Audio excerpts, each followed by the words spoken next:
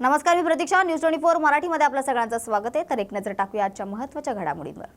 Doctor Babasaheb Ambedkar यांच्या स्मारकाच्या जागेसंदर्भात भूसंपादन जन आंदोलन समितीने उपजिल्हाधिकाऱ्यांना घेराव घातलाय. तर अमरावती येथील भारतरत्न डॉक्टर बाबासाहेब आंबेडकर यांच्या स्मारकाच्या जागेच्या संदर्भात गेल्या अनेक वर्षांपासून विविध राजकीय पक्षाच्या वतीनं व विविध घटनांद्वारे अनेकदा निवेदन, मोर्चे, धरणे, आंदोलन केले, पण प्रशासन या विषयावर गंभीर दिसत नाही व पाठपुरावा करताना दिसत नाही. गेल्या हिवाळी अधिवेशनामध्ये आताचे खासदार बळवंत वानखडे, आमदार सुलभा खोडके, आमदार रवी राणा यांनी अधिवेशनामध्ये डॉक्टर बाबासाहेब आंबेडकर स्मारक जागेविषयी मुद्दा उचलला होता. आता या गोष्टीला 1 वर्ष पूर्ण होऊनही या संदर्भात आतापर्यंत प्रशासनाने कुठलेच ठोस पाऊल उचलले नसल्यामुळे आज हा संपूर्ण आंबेडकरी अनुयायांचा गंभीर आरोप आहे. तसेच माननीय उच्च न्यायालय नागपूर येथे दाखल केलेली याचिका स्मारकाच्या जागेच्या मुद्दा प्रलंबित आहे व इतर मागण्यांबरोबरही आहे. तसेच या स्मारकाच्या जागेच्या संदर्भात शासनाच्या तिजोरीत 3,39,98,660 एवढी मोठी रक्कम जमा आहे.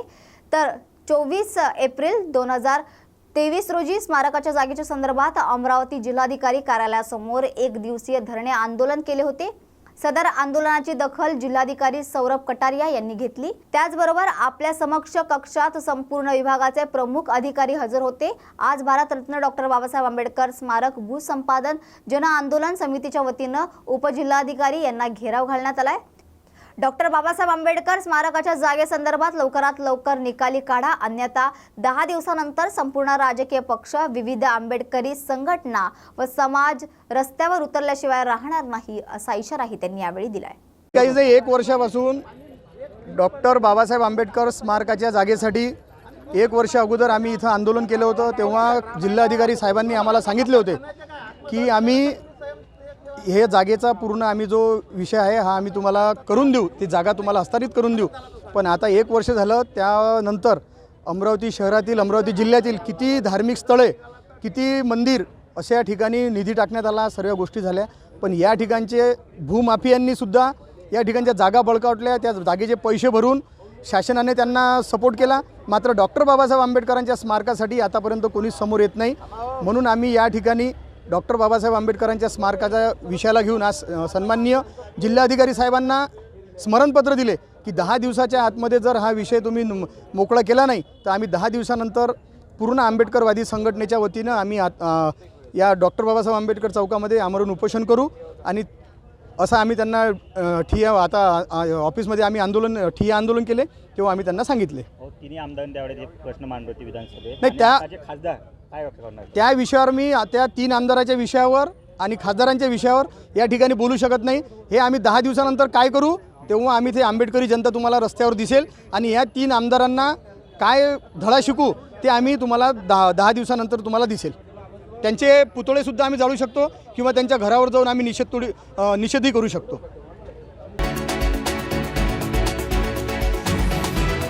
आज शिवसेनेमध्ये पक्षप्रवेश झाला, मला पुण्याची जबाबदारी दिली, असे वक्तव्य वसंत मोरे यांनी केलंय. तर आज शिवसेनेमध्ये पक्षप्रवेश झाला आहे. जर विधानसभा बघितला तर मला पुण्याची जबाबदारी दिली आहे. विधानसभेची तयारी सुरू आहे आणि जी काय जबाबदारी आम्हाला शिवसेना पक्षातून मिळाली आहे त्याप्रमाणे आम्ही काम करणार आहोत, असेही ते यावेळी म्हणाले. पक्षामध्ये प्रवेश नाही केला शिवसेनेमध्ये आले नाही. आणि मला वाटतं की आज स्वतंत्र आल्याचा प्रचंड आनंद आहे. आणि शालेय जीवनापासून मी शिवसेनेच्या शाखा बनत होतो. तेव्हापासून अनेक पदांवरती महानगरपालिकेमध्ये काम केलं. 15 वर्ष आणि 6 जेव्हा मी अध्यक्ष म्हणून राजीनामा दिला होता. परंतु आज स्वगृही करत असताना माझ्यासोबत 5 विभाग अध्यक्ष होते, 17 शाखा अध्यक्ष होते, 1 शहराध्यक्ष, 2 सचिव असे शहरातील पदं असलेले कार्यकर्ते मी सोबत घेऊन पुन्हा एकदा स्वगृही करतो. पुण्याची जबाबदारी दिली आहे, परंतु पुण्याची जबाबदारी आपल्याकडे दिलेली आहे. विधानसभेच्या निवडणुका समोर आहेत. काय नक्की जबाबदारी माझी अशी काही नाही होते. साहेबांनी सांगितलं की पुण्यामध्ये शिवसेना चांगल्या पद्धतीने वाढायला पाहिजे आणि ती वाढेल 100%. कारण महानगर शिवसेना आहे आणि मला वाटतं की अजून त्यामध्ये दक्षिण जिल्ह्यामध्ये माझी जी काही ताकद आहे ती ताकद मी पूर्णपणे लावून पुणे शहरामध्ये जास्त शिवसेनेच्या कशी निवडणूक याच्याकडे लक्ष या विधानसभेसाठी काही आश्वासन मिळाले लोकसभा लढला मात्र तिथे यश आले नाही, पण आता आश्वासन असं तर काहीच नाही आहे, कारण मी कुठल्याही आश्वासनं खातर या ठिकाणी आलेलं नाही आहे. मला फक्त सोडून करायचं होतं आणि मी गेल्या महिन्याभरामध्ये सुद्धा संबंधित साहेबांसोबत बोललो होतो आणि त्याप्रमाणे मी 4 तारखेला माननीय साहेबांची गाडी घेतली आणि साहेबांनी मला आज 3 तारखेचं मुहूर्त दिलं होतं. त्या 2 तारखेला विधानसभा लढण्याची इच्छा आहे का आणि कुठल्या विधानसभा क्षेत्रात? साहेबांनी जबाबदारी दिली त्यांनी 100% निवडणूक लढवून ते साहेब ठरवतील. साहेबांचा जो साहेबांचा आदेश असेल मान्य साहेबांचं मार्गदर्शन असेल त्याने सर्व चालेल. कुठल्या विधानसभा क्षेत्रातून लढायची इच्छा तरी आहे? पुण्यामध्ये 6 विधानसभा मतदारसंघ आहेत, तसे बाजूचे 2 इकडे 8 विधानसभा मतदारसंघ पुणे शहराच्या पुणे महानगरपालिकेमध्ये येतात. साहेबांनी ठरवलं ज्या मतदारसंघात सांगतील मी 6 विधानसभेच्या एका लोकसभेमध्ये लढलेलो आहे. त्यामुळे मला जिथं साहेब सांगतील त्या ठिकाणी मी जबाबदारी घेईन. नाही पुणे महानगरपालिकेची जी महानगरपालिकेची अवघ्या 2 महिन्यांची निवडणूक आहे, त्या महानगरपालिकेच्या निवडणुकीमध्ये सुद्धा मी या ठिकाणी काम करतो. आपल्या शिक्षण दिले की 5 आमदार पुन्हा आले पाहिजे.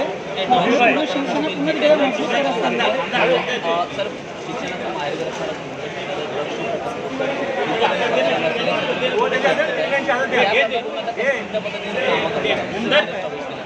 आणि अगदी सुरुवातीपासून माझा शिवसेनेच्या माध्यमातून सुद्धा अतिशय चांगल्या पद्धतीने रिटर्नमुळे असेल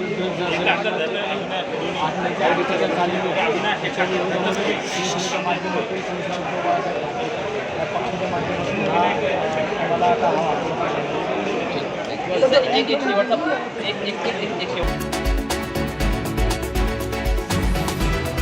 मुख्यमंत्री माझी लाडकी बहीण योजनेसाठी मुंबई जिल्हा बँकेच्या वतीने महिलांना शून्य शिल्लक बँक खाते काढून देण्याच्या योजनेचा आज शुभारंभ करण्यात आलाय.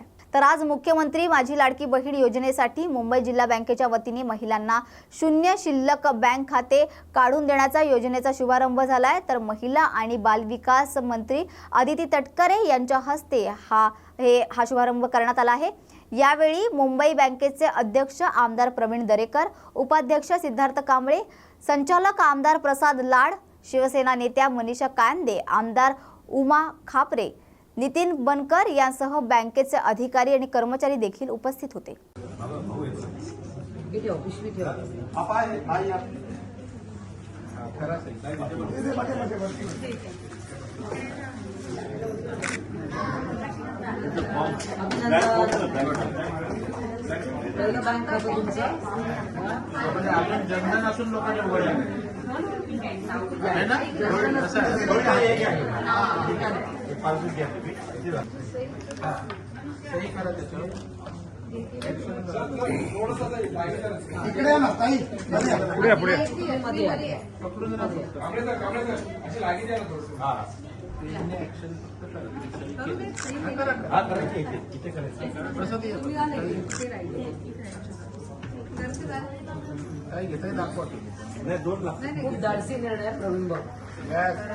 परत मी 25,000 रुपये देण्याची योजना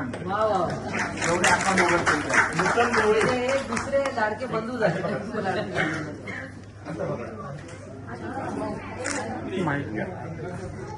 ताई ते समोर ताई समोर ताई ते कविता ताई जयश्री ताई आपण 3 दिवस झाले अनेक घटना घडत आहेत. गृह खातं कार्यरत आहे की नाही असा सवाल माजी आमदार आदित्य ठाकरे यांनी केलाय. तसेच 3 दिवस झाले आज अनेक वेगवेगळ्या गोष्टी समोर आल्या आहेत. यावर घटनाबाह्य मुख्यमंत्र्यांनी सांगितलं आहे कारवाई करा, हे तर झालंच पाहिजे होतं.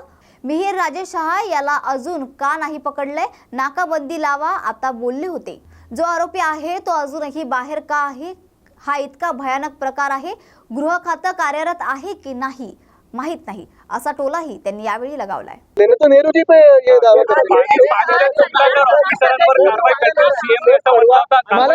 मला वाटतं आपण सगळ्यांनी पाहिलं असेल घटनाबाह्य मुख्यमंत्री लगेच हात झटकतात आणि दुसऱ्यांवर कारवाई करण्याचे आरोप देतात, म्हणजे आदेश देतात. तसंच आपण पाहिलं असेल 2 वर्षात आम्ही रस्ते खड्डेमुक्त करू, असं करू तसं करू. 2 वर्ष झाली, एक तरी रस्ता खड्डामुक्त झालाय का? काल परवाकडे आपण ट्विट्स पाहतोय, ठाण्यामधलेच जे फ्लायओव्हरचे ट्विट्स आहेत, भयानक खड्डे झालेत ते विवियाना मॉलच्या बाहेरच्या फ्लायओव्हरवर. त्यांच्या नाकाखालती झालेलं हे सगळं. आरशात पाहावं आणि मग बोलावं. रेल्वे मंत्री जे आहेत ते सर्वत्र दिवशी एक मिनिट. कल्याण विधानसभेतील 14 गावं जी आहेत त्यांचा समावेश आता नवी मुंबई पालिकेत झालेला आहे. राजू पाटील यांनी मागणी केली होती. आता तो समावेश झालाय. कसं पाहताय? मला वाटतं अनेक ठिकाणी समावेश होत असतो. नागरीकरण शहरीकरण वाढत असतं, पण स्थानिकांचा आवाज काय ते ऐकून घेणं गरजेचं असतं आणि समावेश झाल्यानंतर जेव्हा तुम्ही टॅक्स शहराचे लावता तेव्हा तशी तुम्ही सुविधा पण देणं गरजेचं असतं. सगळ्या अपक्षांची भेट घेताना पाहायला मिळत आहेत. 11 जागा आहेत, 12 उमेदवार आहेत. पडणार कोण याची सर्वत्र चर्चा, हॉटेल पॉलिटिक्स रंगणार आहे. ठीक आहे तर एक शेवटचा तो निर्णय. शेवटचं काल ज्यावेळी परत दिवशी रेल्वे डुबलेली होती, काल दिवसभर रेल्वे विस्कळीत होती, त्याचवेळी रेल्वे मंत्री हे मुंबईत होते, पण खूप कमी लोकांना या संदर्भात माहिती होती. भाजपच्या काही ऑनलाईन ज्या टीम आहेत IT सेल त्यांच्याबरोबर त्यांची बैठक झाली, पण आता आपण शेवटपर्यंत मुंबईच्या लोकांची बरोबर आहे, कारण ते कवच मध्येच राहिलेले ते जे सांगत होते की 2 कवच कसं ते आपटत नाही वगैरे. पण एक गंभीर गोष्ट आहे, आपण पाहत असाल गेले 2 वर्षात आणि खास करून गेले 1-1.5 वर्षामध्ये रेल्वेचे ऍक्सिडेंट्स देशभरात वाढत चाललेले आहेत आणि हे वाढल्यानंतर काही काही ठिकाणी फोटो ऑपसाठी सरकार जातं, मंत्री जातात, फोटो काढतात, पण एकंदर रेल्वे ऍक्सिडेंट झाल्यानंतर जबाबदारी कोणी घेत नाही आणि अशाच रेल्वे मंत्र्यांवर जे फेलियर आहेत पूर्णपणे त्यांना आता महाराष्ट्राच्या राजकारणाची जबाबदारी राजकारण म्हणजे भाजपच्या निवडणुकीची जबाबदारी दिली. ठीक आहे, ते फेलियर आहेत, कदाचित राजकारणात पण तसं होईल, पण पर्यावरण मंत्री असतील केंद्रीय किंवा केंद्रीय रेल मंत्री असतील, 2 एवढ्या मोठ्या जबाबदार लोकांवर तुम्ही जगातला सर्वात मोठा पक्ष असून राजकारणासाठी दुसरे कोणी प्रभारी म्हणून मिळत नाहीत का आपल्याला? हा लोकांनी, हा जनतेने विचारण्यासारखा प्रश्न आहे. आज पण आपण पहा, राहुल गांधीजी गेलेत मणिपूरला, काल आसाममध्ये, उद्या कुठेतरी अजून ते देशभरात फिरतायत, पण आपले बाकीचं सरकार जे आहे ते परदेशी फिरतंय. महसूल मंत्री राधाकृष्ण विखे पाटील यांनी आज विधानसभेमध्ये घोषणा केली आहे की धारावी प्रकल्पाबाबत श्वेतपत्रिका काढणार असल्याचं त्यांनी म्हटलेलं आहे. कसं पाहता याकडे? नक्की काढावी आणि सगळे जे काही मग उद्योगाबद्दल श्वेतपत्रिका पूर्ण व्हाईट पेपर म्हणजे त्याच्यावर काही लिहिलेलं नाहीये, काहीच झालं नाही म्हणून व्हाईट पेपर आहे. तसंच धारावीबद्दल पण आमचं भूमिका स्पष्ट आहे. तिथे वर्षातही देखील लढत आहेत, आम्ही देखील लढत आहोत. आमचं म्हणणं एवढंच आहे, विकासाला कोणी विरोध करत नाहीये, पण ज्या प्रकारे एका समूहाला, एका प्रायव्हेट इंडस्ट्री ग्रुपला सगळी मुंबई दिली जाते ईस्ट इंडिया कंपनीपेक्षा भयानक प्रकारे, ते होता कामा नये, ते आम्ही होऊ देणार नाही. मला वाटतं आता आपण पाहताय साधारणपणे 3 दिवस आज होत आलेले आहेत. या 3 दिवसात अनेक वेगळ्या वेगळ्या गोष्टींवर घटनाबाह्य मुख्यमंत्र्यांनी सांगून दिलेलं आहे की तुम्ही ह्याच्यावर कारवाई करा, त्याच्यावर कारवाई करा, नाकाबंदी लावा, अमुक करा, तमुक करा. हे सगळं तर झालंच पाहिजे होतं, पण मूळ गोष्ट हे आहे की मिहीर राजेश शाह जो कल्प्रिट आहे, जो अक्युज्ड आहे, त्याला अजून का नाही पकडलं? आमच्याकडे कोळीवाड्यात ज्या महिलेला उडवलं त्यांनी फरफटत नेलं, परत गाडीने उडवलं दुसऱ्यांदा. हे एवढं भयानक प्रकार झालेला आहे. आपण पाहतोय ते जे नाकवा आहेत ते देखील मला वाटतं काही चॅनल्स सांगत होते तो कसा प्रकार घडला तो, आणि हे पूर्ण ते जे सांगतात ते ऐकू पण शकत नाही. एवढं मन थक्क करून देणारं अशी गोष्ट झालेली आहे आणि कुठे ना कुठेतरी ग्रह खातं आपलं कार्यरत आहे की नाही हाच मोठा प्रश्न पडत आहे. दुसरी बाजू हीच आहे की जर उलटं झालं असतं तर किती वेळात त्यांनी पकडलं असतं? आज मिहीर शाहला हे खोके सरकार का नाही पकडत आहे हा एक महत्वाचा विषय झालेला, आणि किती दिवसात पकडणार, किती वेळ लागणार आहे? म्हणजे एवढी मोठी घटना झाल्यानंतर सगळी तुमच्याकडे यंत्रणा आहे, इंटेलिजन्स एजन्सी आहे, CCTV आहे, तरी तुम्ही पकडू नाही शकत. काय निबंध लिहायला थांबलेले आहात का तुम्ही? हा एक मुख्य विषय झालाच आहे. 72 घंटे हुए अभी भी कथित स्कॉटलैंड यार्ड आरोपियों तक पहुंच नहीं पाई. क्या दबाव है या फिर जानबूझ गृह मंत्री ने ये जवाब देना जरूरी है, इलीगल CM ने ये देना जरूरी है. आज हम देख रहे कहीं कहीं अलग अलग आदेश निकल रहे कि नाकाबंदी लगाओ, ये करो, वो करो. ये सब आईवॉश है. ये तो होना ही चाहिए क्योंकि ये कानून का काम ही होता है, लेकिन कानून का काम ये भी है कि जो अक्यूज है उसे तुरंत पकड़ा जाए. हमारे यहाँ हमारे शहर में CCTV का नेटवर्क है, इंटेलिजेंस है, सब है, तो फिर ये मिहीर शाह को क्यों नहीं पकड़ते हैं? ये मेरा सवाल है. आदित्य, इसके साथ हम देख रहे हैं की CCTV फुटेज भी निघला आहे. एका कार्यक्रमामध्ये नाचतानाचा व्हिडिओ आहे, त्या व्हिडिओवर ना सत्ताधारी जे नेते आहेत टीका करताना पाहायला मिळतात. काय तुमची काय टीका करतात? आशिष शेलारांनी देखील ट्विट केलेलं आहे त्यावरती. बघा, त्यांना मी पहिलं पण सांगितलं सायकोलॉजिकल मदतची गरज आहे, म्हणून त्यांच्याबद्दल मी जास्ती बोलत नाही. खूप परिणाम होतो त्यांच्यावर, कारण भाजपमध्येच लक्ष नाही देतात त्यांच्याकडे, तर मी काय बोलू शकतो. पण दुसरी गोष्ट म्हणजे जे आपण सांगितलं ते आमचा परिवारच आहे. आता आमची 3री पिढी आहे, जी मैत्री असेल किंवा आमचा परिवार आहे, आणि काही चुकीचं नाही आहे, लग्नात आहे. मुंबईमध्ये मुसळधार पाऊस झाला होता, काही ठिकठिकाणी पाणी देखील साचलं. नालेसफाईचा दावा करण्यात आला होता सरकारकडून, महानगरपालिकेकडून, मात्र ते दावे तर नक्कीच फेल ठरलेले आहेत. आपण पाहिलं असेल अनेक लोकांनी नाटकं केली, मग काही लोकांनी निवडणुकीच्या दुसऱ्या तिसऱ्या दिवशी जाऊन काही पक्षांनी पाहणी केली. घटनाबाह्य मुख्यमंत्रींनी तर पहिल्यांदा मी बघितलं ग्रीन कार्पेटवर जाऊन पाहणी केली. हे हास्यास्पद होतं. म्हणजे जगभरात मी ट्विट्स पाहिलेत, कारण जगभरात काय गद्दारीची नोंद घेतली 33 देशांमध्ये, तर त्या 33 देशांमध्ये पण चौकशी आणि चर्चा होती की ग्रीन कार्पेट नाले सफाईच्या पाहणीसाठी आलं कुठून. आणि हे सगळं झाल्यानंतर मला वाटतं एक महत्त्वाची गोष्ट आपण पाहिलं असेल, काल कितीही पाऊस पडला, हा आधी देखील असा पडायचा, आम्ही देखील आपल्या समोर असायचो आणि उत्तरं द्यायचो. पण नुसतं जाऊन डिझास्टर कंट्रोल रूममध्ये फोटो ऑफ काढणं, मग कुठेतरी जाऊन असं स्क्रीनवर काहीतरी दिसते असं बोट दाखवणं, हे योग्य नाही आहे. पहिल्या 2-3 गोष्टींची उत्तर दिली पाहिजे की नालेसफाई जी असते ती सतत चालू राहिली पाहिजे. ती कालपर्यंत झाली होती का? दुसरी गोष्ट म्हणजे चला नालेसफाई हा एक जरी विषय झाला असेल तरी पावसाळ्यापूर्वीच्या ज्या बैठका असतात त्याच्यात BMC, MMRDA, MHADA, PWD, railway, SRA ह्या सगळ्या संस्था आणि आज मेट्रो ह्या संस्थेने घेऊन बसणं गरजेचं असतं. मला तर एखादी बैठक झाली असेल, पण या बैठकी खरं तर March-April पासून होणं गरजेचं असतं. त्या झाल्यात का? वॉटरिंग पंप्स आपण प्रत्येक वर्षी मुंबईत फ्लडिंग स्पॉट्स कुठे ते ओळखायचो, न्यू फ्लडिंग स्पॉट्स कुठे उद्भवू शकतात हे ओळखायचो, कारण मुंबईत काम चालू आहे. रस्त्यांची अनेक कामं म्हणजे 6,000 कोटीचा जो रस्त्याचा घोटाळा आहे, प्रधानमंत्री महोदयांनी त्याचं भूमिपूजन केलं होतं. एक सुद्धा रस्ता पूर्ण नाही झालाय, पण सगळीकडे खोदून ठेवलेलं आहे. या रस्त्यांमुळे काही कुठे आज पाणी भरले का हे लोकांना दिसत आहे. आणि तसंच जिथे जिथे मेट्रोची कामं असतील, पुलाची कामं असतील, इन्फ्रास्ट्रक्चरची कामं असतील, हे सगळं राडारोडा जो असतो, डेब्री जो असतो, तो आपल्या नाल्यांमध्ये जाऊन किंवा आपल्या स्टॉर्म वॉटर ड्रेनमधून जाऊन अडकतो. त्याची साफसफाई कोण करणार? आणि हे सगळं होत असताना आता काल मी रमेशजींची तेच बोलत होतो, आम्ही जे आम्हाला सवय मुंबई महानगरपालिका चालवायची, रात्री आम्ही झोपत नाही जेव्हा असा पाऊस असतो, कारण कुठे ना कुठेतरी काही घडलं तर लगेच आपल्याला तिथे उत्तर द्यायला लागतं, मदतीला जायला लागतं. पण असं कुठेही यंत्रणा कार्यरत दिसली नाही. म्हणजे दोन्ही तुम्ही बघा, जेव्हा उन्हाळा होता तेव्हा मुंबईत पाणी कमी पडत होतं.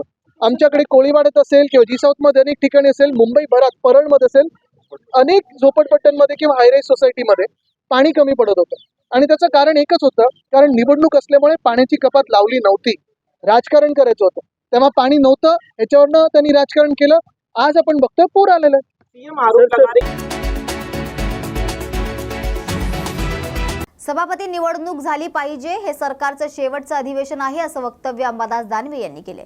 त्याचबरोबर सभापती पद गेले अनेक वर्ष रिक्त असून यांची सभागृहात देखील चर्चा झाली. हे घटनेच्या विरोधात आहे. आम्ही राज्यपाल यांच्या कानावर हे घातलंय. जेव्हा आमचं सरकार होतं तेव्हा आम्ही कळवलं होतं सभापती निवडणूक झाली पाहिजे. 12 आमदाराचं प्रकरण सुप्रीम कोर्टात आहे. हे सरकारचं शेवटचं अधिवेशन असून त्यासाठी निवडणूक व्हावी असेही दानवे यावेळी म्हणाले. भेटून आलेले आहात, राज्यपालांचं काय मत होतं, कशी झाली? महाराष्ट्र विधिमंडळातील विधान परिषदेचं सभापती पद मागच्या 2.5 वर्षापासून रिक्त आहे. या बाबतीत वारंवार सर्व सदस्यांनी विधान परिषदेच्या सभापतीची निवड व्हावी अशी भूमिका मांडली. यावेळेस सभागृहात सुद्धा त्याच्यावर चर्चा झालेली.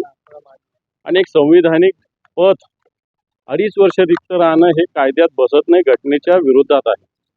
आणि म्हणून आम्ही सगळ्यांनी मिळून महाविकास आघाडीच्या वतीनं राज्यपाल महोदयांना विनंती केलेली आहे, कारण याची निवडणूक लावणं हा राज्यपालांचा अधिकार आहे, परंतु कॅबिनेटने राज्यपालांना कळवलं पाहिजे.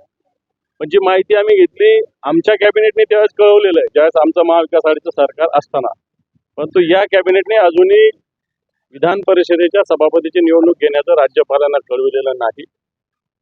आणि म्हणून आम्ही राज्यपालांना विनंती केली, एक तर आमच्या कॅबिनेटने जे कळवलं तर त्या आधारावर किंवा या सरकारला तुम्ही तशा पद्धतीनं सूचना करून विधान परिषदेची सभापतीची निवडणूक झाली पाहिजे, कारण ही न होणं हे घटनेच्या विरोधात आहे, घटनाबाह्य आहे.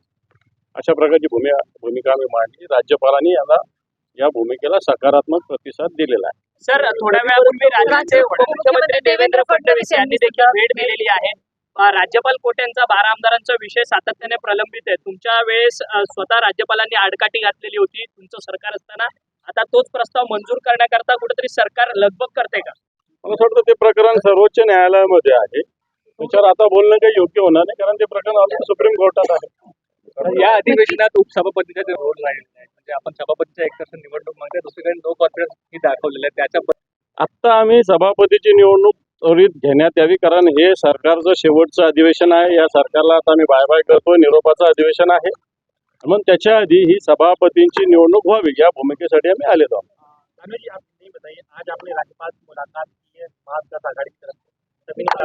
क्या विषय था, किन मुद्दों पर आपने मुलाकात की, क्या बात की? जो महाराष्ट्र के विधान परिषद का सभापति जो जिम्मेदारी हो पिछले 2.5 साल से वो रिक्त है, वो खाली है। ऐसा करना संवैधानिक नहीं है। सही कहा जाए तो कैबिनेट ने, महाराष्ट्र का जो कैबिनेट अभी है, इन्होंने ये बात राज्यपाल जी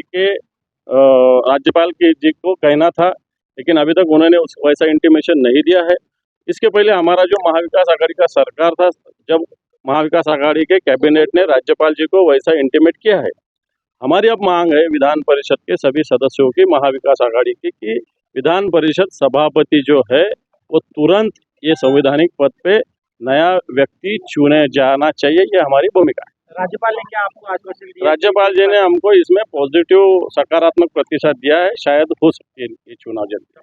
तर या होत्या आजच्या महत्त्वाच्या घडामोडी. अशाच महत्त्वाच्या घडामोडींसाठी पाहत रहा न्यूज 24 मराठी.